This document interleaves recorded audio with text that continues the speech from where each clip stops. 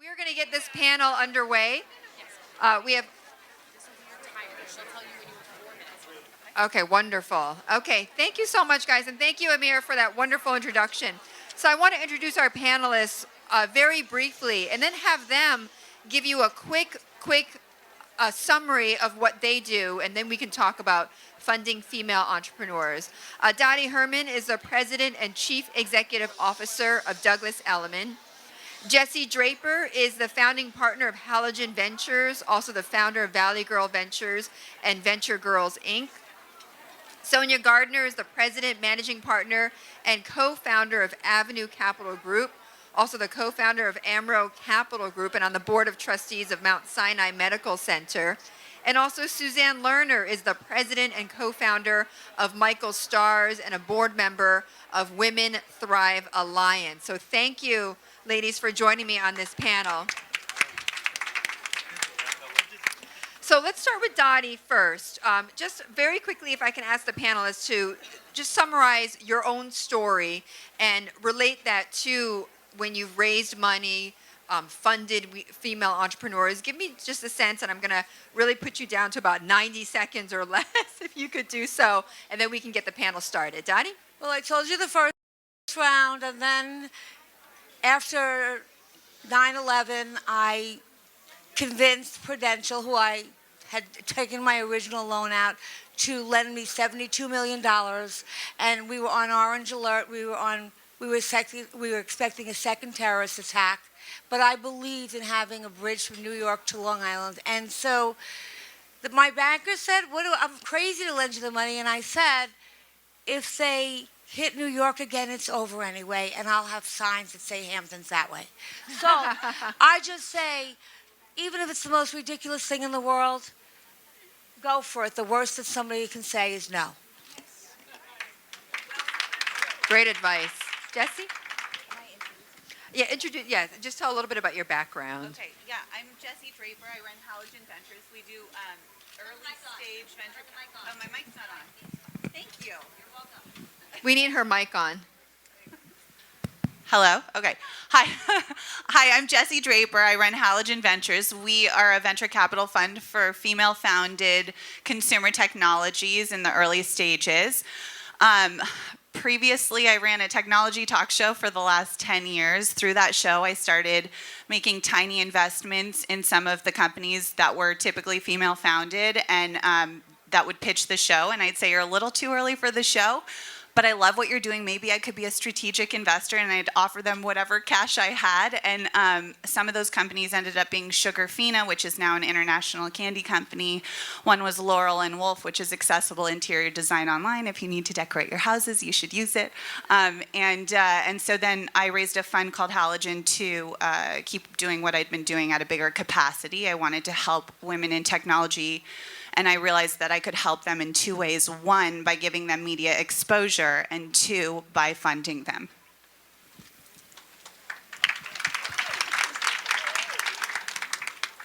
So I'm Sonia Gardner, and I'm the president and managing partner of Avenue Capital Group. And we started Avenue over 25 years ago, and we started with $7 million and grew it very slowly. And I think the important thing is that some people think that success comes very quickly, and it doesn't. It takes a long time. And you can't do it by yourself. I heard one of the other women say that before. You have to have a lot of good people surrounding you. And we have some people that have been with us for literally over 20 years. One of them is sitting right here, a very amazing woman that I'm happy to say is one of our partners. And we grew from 7 million. The first time we went to 500 million, we thought, okay, wow, this is it. This is really, we've made it to the top. Back then, that was a lot of money to manage. And slowly, we kept raising money. And I think the important thing, especially in money management, because people are giving you their money and trusting you to obviously make money for them. So the returns are very important, because if you're not making money, then you're not going to be able to raise more money.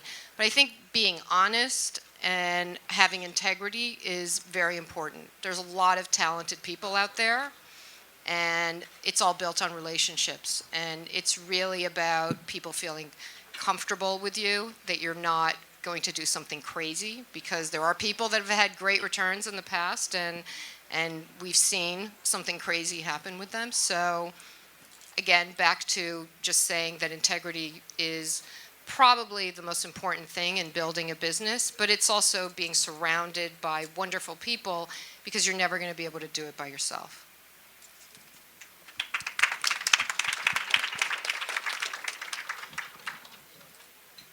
Hi, I'm Suzanne Lerner. I wanted to talk about tenacity and sticking it out. I've had my business for 30 years. My husband passed away 2.5 years ago, so I was left to run it on my own. And actually, after fighting with him for so many years of trying to get my way, it was different because I could do exactly what I wanted when I wanted to. There are downturns in business. We've been through it probably 3 times. You know, you have a hot product and then you get a little cold. So how do you rebuild that product and rebuild your brand? We've spent the last 4 years really rebuilding our brand, and we're seeing in our demographics how great it is. Trying to retain our customers that we've had while bringing in a new generation of consumers. The other thing I want to talk about, and knowing from Jesse's work, is values-based investing, gender lens investing. I don't know, one of the things that we get to talk about, but it's important to give back and fund companies that are women-led. Absolutely. I want to talk about that in a moment. And just to give you a little bit of background on my story. So I know a little bit about fundraising, as I had to go through that whole hellish experience about 1.5 years ago. I don't think anybody out there actually likes raising money for their own companies. It really is a very challenging and hard thing to do. But if you don't have capital is like oxygen for a company, right? If you don't have it, you're going to die. And it is, of course, as we know, particularly challenging for women to raise money for their companies. And I want to talk about that in a moment. But first, great opening remarks by our panelists. And I heard quite a few things about, what it takes, like what are some of the secrets to raising money successfully. But I want to talk also about some of the mistakes people make, some of the common errors that people make when they try to raise money for their own companies. And so we don't have to go in order here, please volunteer and jump in when you want to. But I want to pose that question to the panelists here. What are some of the key mistakes that you see people make, not just women, just entrepreneurs in general, when they try to raise money for their companies? I think you have to sell it. You have to be so passionate to convince somebody that you're it, and that whether it's a product or whether it's a service, that what you're doing is worth, and that you're going to be successful. And if you can't do that, if you just have a great business plan, but you really don't put yourself in it, and then you have to take a lot of rejections. You might have to go to God knows how many people until someone says yes, and you just can't give up. Perseverance. Yeah, I completely agree. And, also I feel like you should go out and plan on meeting with at least 50 investors. It doesn't happen overnight. If it's less than that, fantastic. But also, if you've met with 20, 25 investors and everyone says no, start really listening to the feedback you're getting. Or if you realize in the meeting that it's going to be a no, you can turn that meeting around and make it sort of in an advisor situation where it's like, okay, why don't you feel comfortable investing in this company? What do I need to change? What would make you feel more comfortable? And I think that you really need to kind of like turn the mirror on yourself. Something's wrong if that many people are saying no. Something's wrong with the product, with the presentation, and I think that's something you can change. And so I think a lot of entrepreneurs, because you have to be crazily optimistic, which is really, really important, you also need to be able to listen and take feedback. I'm going to go rogue here. I second mortgaged our home to start this business. I don't have partners. I'm not looking for partners. I made a decision to keep funding my own business. And I actually am using, somebody who's here today, I'm getting investments and I'm funding my invoices. I'm funding my own business. So now I'm taking some loans against my invoices. So I decided to keep my own company, not go sell it. I mean, maybe it could happen in the future. But you don't have to go that route. So I'm totally rogue in this room today. Why? How come you chose that path? I didn't want anybody to tell me what to do. It wasn't just about the money. It's not just about having money for me. It's about a lot. It's about freedom and to do exactly what I want and to cover my team. And actually, if it ever does happen, I've got I'm going to get a profit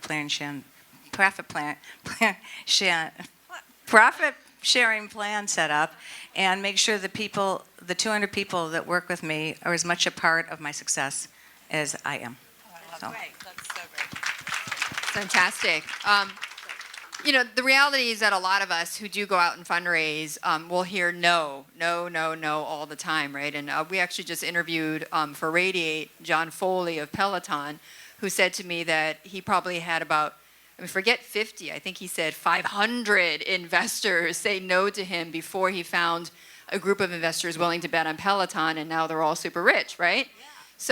So what do you do when you do constantly face no and no and no and no? I think. Oh, go ahead. No, go ahead.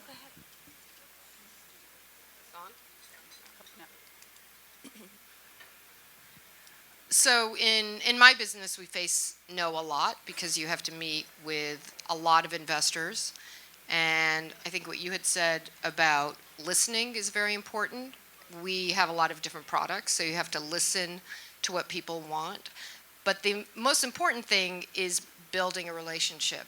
And especially, you want to have long-term relationships, because once you raise money from one institution, and a lot of our investors are large pensions, and we also have a lot of investors that are large private wealth clients, it's not a one-time thing. And I think that if you have the mentality that you're going to raise money and it's going to be this one time and that's it, and it's not about the relationship, then your business will die, because you have to sustain the business and have people be loyal to you and basically come back for the next fund and the next fund, and that's the only way that you're going to be around for over 20 years.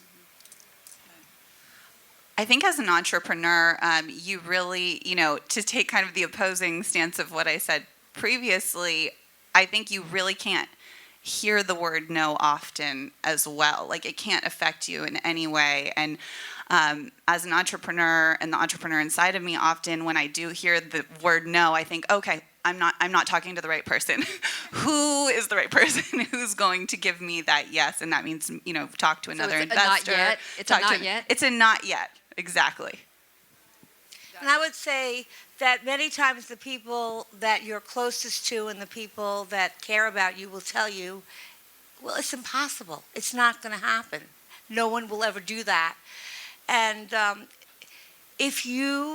and they want to really help you, but in their mind, they're limited. So you have to get out of the box, go to a lot of things.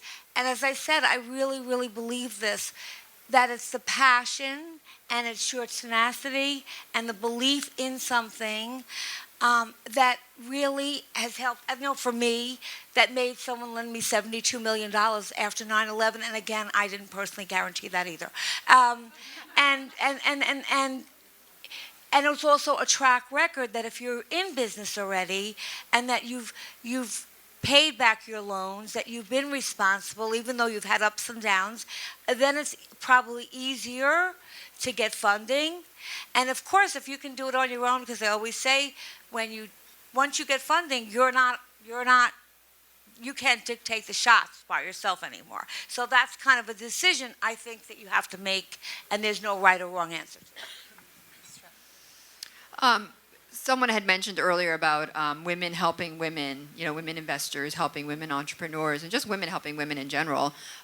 We all know the statistics, right? They're pretty horrifying. What, something like only 4% of companies or VC money is backing women owned or women majority owned companies, and that's changing, but it's quite slow, of course.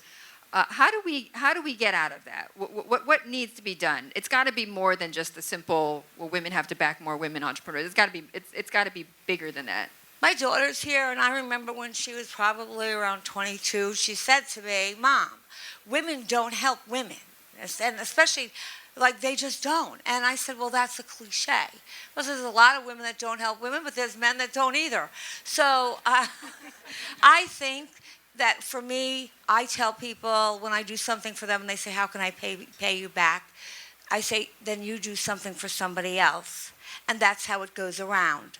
So I think that starting with the people in this room and the people that have always supported women, that we just continue doing it, reaching out to more people and sending that message out, because it really, really is about that relationship and really believing in someone, not just because they're a woman, because they have the right idea and they have the right plan. And I'm 100% in support. And thanks, Wendy, for bringing this together. Yeah, it's amazing. Yeah, I think betting on women earlier also. Women have a lot of trouble getting the checks at the early stages for some reason, and often they have the numbers and everything else and the backgrounds that they need to back it up, but that's what I see, so we really try to bet on women much earlier in the risky arena of venture capital. We really hope to create these billionaire females of the future, because that's how you level the playing field, is you give women more access to capital. But that said, even fundraising for my fund, and I see it with my companies all the time, there's this disconnect with education around money, and I think women have been taught not to talk about money, and I encourage you to talk about money with your friends.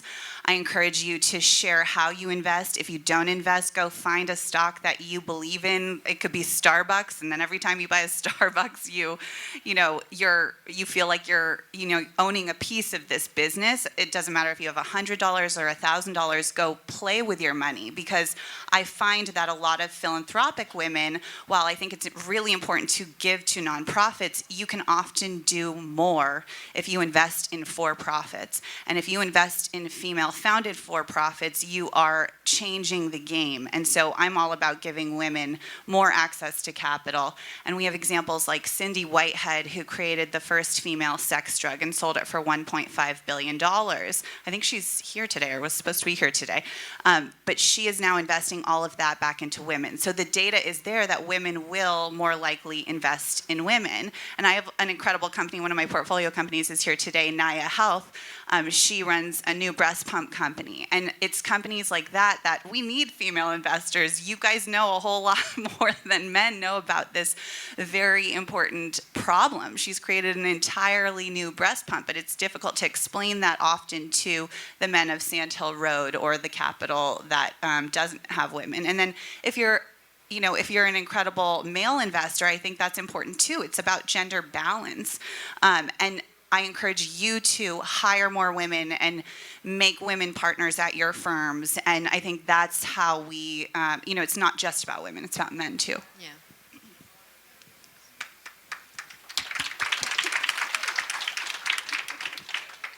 So I think that it's also important for women to network with each other. I think that women don't do enough of that. I think men are much better at that. And I think that women need to have mentors in their life. And it's also great to have a mentor who's a successful man. So it doesn't have to always be women helping women. I think that it's about having different mentors and not just one. And at different points in your career, you may need something different from a different mentor. But I think that early in your career, that networking and meeting a lot of people is really how in the future people will know you, and then it'll be easier for you to pick up the phone and make that phone call and have a meeting when you really have something that you want to show to them and actually get financing for something. I used the terminology gender lens investing before, and you should all Google it if you don't know what it's about. But it is us as women making a difference, looking at our stocks, looking at our portfolio, readjusting our portfolios to make sure that you ask, are there 30% women on the board? Who is there that's female? Because it takes all of us to create a successful company. And the more you do that, it's getting very popular now. And I mean, my guy from Morgan Stanley is not too happy sometimes when I call him, but because they're used to doing things a certain way. And we need to change that paradigm completely. And it's going to take time. But we have to start with this room. That's terrific. And we just have a few more minutes left, so I wanted to just end this panel by asking each of our panelists this question. And, we've already talked about fundraising and what a challenge it is for women entrepreneurs. So my question to the four panelists, and Dottie, we can start with you, just to put you on the spot, is what is a unique challenge faced by women entrepreneurs? We know fundraising is certainly one, but what is a unique challenge faced by women entrepreneurs? Hopefully different today, but I know when I started the business, men speak a different language many times, and I experienced so much of men talking over me, not really hearing what I said, not running a company the way because a female is more motherly and kind of makes it more family, and I'm not sure that all men do that. I think it's much more popular today. So it's really finding the right balance, because if you're not in an all-female company, you've got to learn how to work with men, and some who are great and some who are not so great. And I know that I paid prices, like I paid a price for things, and some people I know wouldn't have done that, but I was so determined to make it that I really felt, especially when I was younger, that I did have to deal with a man's world. I mean, I was one of these few people at Merrill Lynch, and there's no women then, or I thought they were old and ugly then. So I did have to stand out in the crowd, because if you're one of many, or you just donate money and no one really knows who you are, and you have no personality and you're not out there, nobody will remember you. So my advice is make people remember who you are. Like tonight, like I will remember some of the people I met today, and hopefully I'll find out their numbers and stay in touch with them, because I have to tell you, this is one of the greatest experiences I've had. Wonderful. So I'll speak to two things that I see regularly with female entrepreneurs specifically. And one is, there's all this data around women don't have as much confidence as men innately. It's a learned behavior in women. So be confident and don't feel like you're bragging. Tell everyone who will listen about your company, everyone standing next to you. You never know where that introduction's going to come from. You never know who you're talking to. And I think that's a really important thing. Be confident and just unabashedly confident. And then also something I see with women in particular is I'll say, okay, well, how big is this market? And they'll say, oh, well, I think it's like, $100 million or $200 million. And I say, okay, well, I'm looking for billion-dollar markets. So here's my advice to those women, which is think about your company and your product and why it's the most amazing thing in the world. Figure out how big could this company get? How enormous could this market get? And then multiply it by 100, by 1,000, and think much bigger, because that is how you will create a billion-dollar company. I love that. I love that. So I think that one of the biggest challenges for women is really to be taken seriously. And I think that one big theme of today is not to give up, because obviously you are serious, and there's a lot of amazingly talented women, and even if it doesn't happen in the first try or the second try or the third try, you have to keep going. And it's also difficult when you're not in the all-boys club, if you're at an organization that is mostly men, and I'm happy to say ours is not. But you have to figure out a way to network within your own organization. You can't create an island where the women are doing something different altogether and they're not part of the large conversation at any company. You have to be part of the conversation with the senior men, and if you're not taken seriously, then force the issue and make sure they understand just how good you are. I have to agree with everything you all said. You have to think big and bold about what your company could be valued at. You have to know your financial numbers. If you're not confident, you have to learn them, memorize them, and be out there very confident about it. And you do have to work with men. And I've had some of my best mentors I've had are men, and be able to take from them what they can give me. Terrific. Thank you so much to our panelists and for a wonderful discussion. Thank you. Thank you so much.